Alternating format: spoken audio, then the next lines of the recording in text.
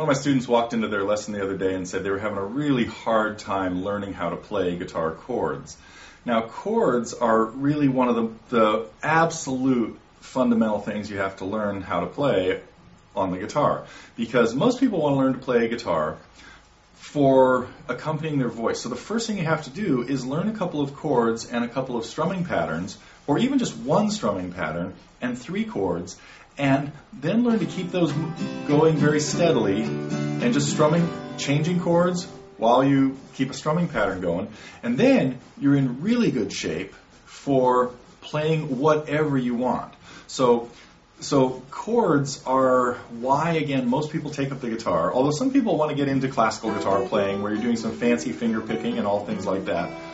But the primary job and first role of the guitar is to accompany singing. And this goes back to the Renaissance, back in the 1400s, when people were playing the lute.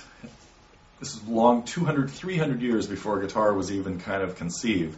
But they were playing instruments that had strings on them, just much like a guitar, and playing chords and just kind of plucking them in rhythm to accompany singers. Well, as time went on, lute playing and techniques evolved into people doing much more complicated things. The guitar has worked kind of the same way. There are all kinds of fancy instrumental guitar playing pieces out there. You might want to learn how to play like Leo Kottke or Tommy Emmanuel or Mason Williams or John Fahey.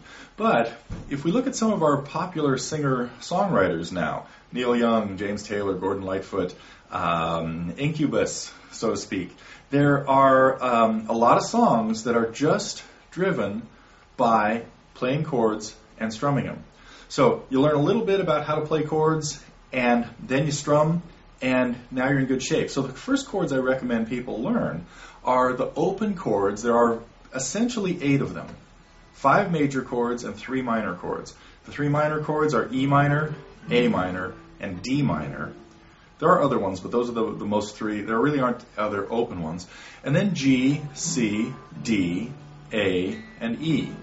Those 8 chords will get you really, really far as a beginning guitar player, especially if you're taking lessons. It's really important to take guitar lessons, whether you've got a teacher at a local store that can help you out, or whether you're just doing guitar lessons online. There are some great resources for online guitar lessons. So just encourage you to explore a little bit more. Chords are not that hard to play. You just have to develop a little bit of strength in your fingers and consult a really, really reputable, knowledgeable, brilliant guitar teacher.